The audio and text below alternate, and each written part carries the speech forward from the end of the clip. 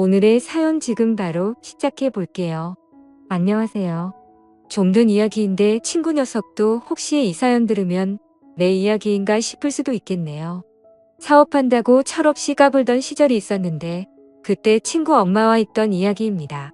지금은 뉴스 보니까 병사 월급도 엄청 잘 쳐주는 것 같은데 저 다녀올 적에는 군인 월급이 얼마 되지도 않았지요. 그 당시에 제가 공부를 특출나게 잘하던 것도 아니고 하다 보니 돈이나 좀 벌어볼까 하는 생각에 어차피 다녀온다면 부사관으로 군대를 다녀오기로 했었습니다. 돈을 적당히 벌었는데 군대가 워낙 저랑 맞는 곳이 아니더군요. 체질이 아니면 군 생활 견디지 못할 것 같아서 저는 연장 안 하고 그냥 전역을 했습니다. 그때는 두려움 같은 건 하나도 없었어요.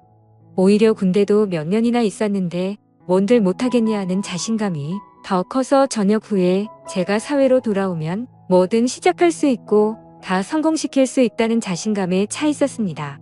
전역만 하면 열심히 살 줄 알았는데 막상 또 오랜만에 만끽하는 자유 때문인지 쉽사리 그렇게 하진 못하겠더라고요. 그래서 그 충만하던 도전정신을 쓸데없이 힘 빼는 데만 쓰고 있던 시절이었습니다. 그래도 부사관으로 군대를 다녀온 최초 목적이 돈 모으는 것이다 보니 4년 복무 끝에 통장에는 제 또래보다 많은 액수의 목돈이 마련되어 있었습니다. 의미 있게 불릴 수 있는 방법이 있었다면 좋았겠지만 그때는 철없던 시절이라 그냥 돈이 많다. 이 돈으로 여자나 만나볼까 하는 그런 생각밖에 없었습니다. 왜냐하면 막상 그 목돈이 뭔가 사업 같은 걸 하기에는 터무니없이 적어 보였고 그때 참 한심하지만 끽해야 외제차 중고로 한 대 뽑을까 말까 그런 고민을 하고 있었습니다. 그러던 중에 예전에 친하게 지내던 친구와 연락이 닿았는데 이 친구는 예전에 어머니가 재혼을 하면서 미국으로 이민을 떠났거든요. 그동안 같이 친하던 친구랑 근근히 소식 정도만 전하면서 지내고 있던 사이였어요. 어릴 땐 친하게 지냈고요. 아무튼 이 친구 말이 제가 어디선가 사업을 준비하고 있다는 말을 들었다면서 저한테 동업할 생각이 없는지 물어보더군요. 공부도 못해서 남들이 무슨 대 갔다고 대학 간 거 자랑할 때 내가 간 곳이 군대인데 영어 한마디 모르는 일자무식인데 내가 거길 가서 뭘 하겠냐고 따지니 친구 녀석이 자기도 공부 못했던 거 기억 안 나냐고 하더군요. 친구가 사는 지역이 워낙에 한국인 교민들이 많은 지역인지라 영어 한마디 안 해도 사는데 지장이 없다고 그냥 외국인들 조금 많이 사는 시골 도시에서 사는 느낌일 거라고 걱정 안 해도 된다 하더군요.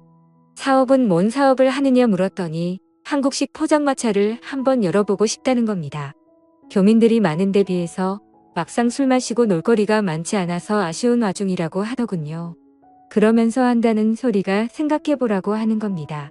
여기에 교포들이며 유학생이며 여자들이 엄청 많은데 늦게까지 가게 문 잠글 때까지 남아있는 사람들이 누구겠냐고요?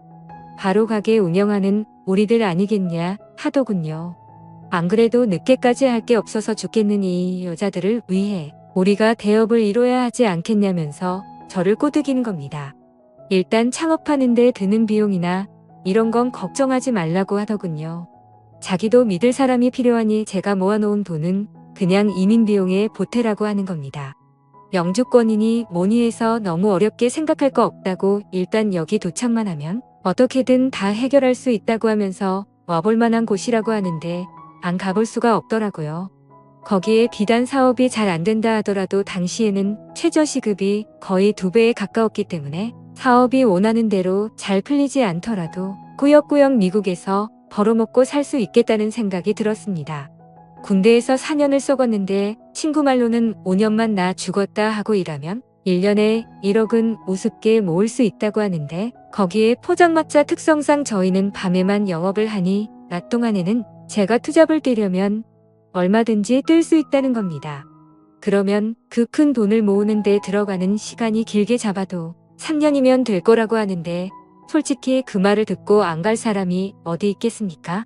그래서 제가 뭘 하면 되느냐고 물어봤지요. 설마 진짜 그 친구가 저 돈 벌게 해주려고 꽁으로 도와주는 건 아닐 거라는 생각이 들었는데 역시나 그랬습니다.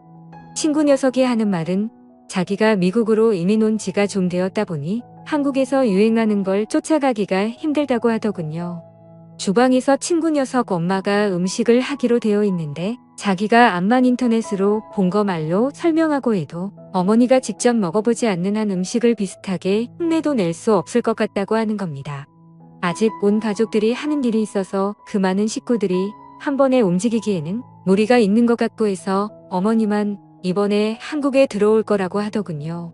그러니 그동안 제가 같이 어머님 모시고 여기저기 다니면서 한국에서 인기 많고 유행하는 메뉴들로 쫙 답사 비슷한 걸 해달라고 부탁을 하더라고요. 그런데 친구 녀석이면 모를까 친구 어머니가 온다니 침이 꿀꺽 넘어갔습니다. 원래 이 친구 녀석이 당시 동네에서 유명했던 이유 중에 하나가 어머니가 진짜 엄청 예쁘셨거든요. 동네방네 소문이 날 정도가 아니라 당시에 무슨 동안 선발대회 같은 텔레비전 프로그램이 있었는데 거기서 출연 좀 해달라고 방송국 PD가 다녀갈 정도로 유명한 사람이었습니다. 그때로부터 몇 년이 지난 시점이기는 했지만 예쁘고 운동하는 거 좋아하기로 소문난 친구 어머니가 하루 종일 불이랑 습기가 가득한 주방에서 일을 한다는 사실이 믿기지가 않았어요. 애초에 이 친구가 미국을 건너가게 된 이유도 어머니가 미국에 있는 재미교포 사업가랑 결혼을 해서라고 알고 있었는데 말입니다. 친구는 그 부분에 대해서는 말을 아끼더라고요. 뭐 딱히 중요한 상황도 아니고 이러나 저러나 저는 일단 친구 어머니 도와주고 몸만 가기만 하면 이민 생활이 시작되는 거나 마찬가지였기 때문이었으니 꼬치꼬치 캐묻지 않기로 했습니다. 그런데 친구 녀석이 조금 간곡하게 부탁을 하더라고요. 저도 알다시피 친구 어머니가 좀 세상 물정에 박지도 못하고 예쁜 거 하나만 가지고 살아오신 분이라 직접 뭔가에 부딪혀 본 적이 없어서 옆에서 누가 도와주지 않으면 아무것도 못한다고요. 그러니 공항에도 마중 좀 나와주고 이래저래 잘 좀 도와달라는 겁니다. 귀찮긴 하지만 어려울 거 없는 부탁이었고 저도 이러나 저러나 미국에서 생활을 하게 되면 이 친구에게 도움을 받아야 할 일이 이래저래 생기게 될 것은 안 봐도 뻔한 일이었으니 흔쾌히 해주기로 했습니다. 공항에 마중 나갔는데 거의 10여 년 만에 만나는 친구네 어머니였는데 그 미모는 여전히 어디 가지 않더군요. 친구 녀석을 워낙에 일찍 가져서 나이가 또래 엄마들에 비해 어린 편이긴 했지만 그래도 누가 친구 어머니를 40대 중후반으로 보겠나 싶었습니다. 미국에서 오는 비행기면 반나절은 넘게 걸릴 시간이었는데도 화장도 하고 아주 멋쟁이 차림으로 공항에서 나오더군요. 옷도 비행기였으면 불편했을 텐데 쩍 달라붙는 신축성도 없어 보이는 옷을 입고 나오더라고요. 솔직히 조금 허세가 많은 모습처럼 보이긴 했는데 얼굴 반을 가릴 만한 선글라스를 쓰고 있으니 연예인처럼 보이기는 했습니다. 혹시나 저를 기억 못할까봐 친구 이름을 대문짝만하게 써놓고 입국장에서 기다리고 있었는데 덕분에 친구 어머니가 저를 대번에 알아보더군요. 이 아줌마가 이쁜 것도 이쁜 거지만 키도 엄청 커서 정말 연예인 같았거든요. 그런데 언제 저게 저를 기억하고 있는 건지 저보고 오랜만이라고 반가워하면서 이제는 아줌마 키를 훌쩍 넘어버린 저를 보고는 엄청 놀라는 겁니다. 언제부터 이만했냐고 하면서 원래 우리 아들보다 작은 거 아니었냐고 하면서요.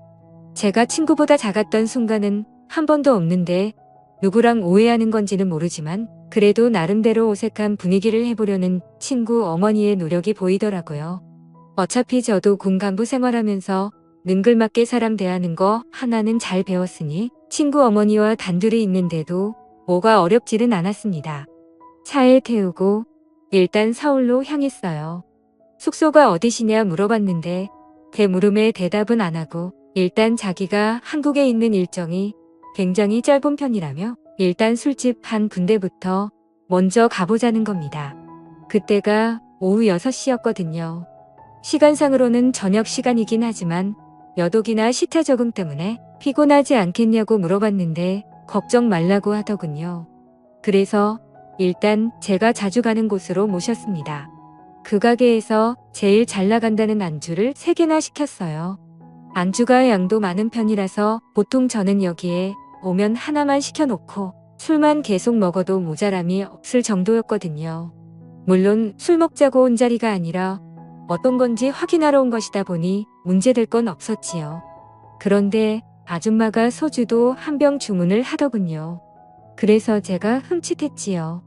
왜냐하면 저는 차도 끌고 왔고 한데 술을 마실 수가 없으니 말입니다. 그런데 아줌마가 자기가 마실 거라고 술안주 신메뉴 개발을 위해서 왔는데 술을 안 마시고 안주만 맛을 보면 안 되지 않겠냐고 하더라고요. 안주 3개 다 먹으려면 많을 텐데 했지만 저는 그냥 저녁 식사하는 느낌으로 있었습니다. 아니나 다를까 친구 엄마가 이거저거 하나씩 맛을 보면서 이건 재료가 뭐가 들어가고 뭐가 들어간 것 같고 하는데 저도 요리에 대해서는 잘 모르지만 완전 잘못 넘겨짚고 있는 게 아닌가 싶었습니다. 애초에 이 아줌마가 살림을 잘하는 사람도 아니었고 요리 같은 것도 하나도 할 줄 모르고 그냥 얼굴 이쁜 거 말고는 다른 거 아무것도 없는 아줌마였거든요. 뭐 재료나 조미료 같은 거 헷갈릴 수는 있는데 솔직히 돼지고기랑 소고기도 구분을 못하고 있는데 이 아줌마가 무슨 음식인들 먹어만 본다고 해서 그 맛을 흉내낼 능력을 가지고 있는가 하는 의문이 들었어요.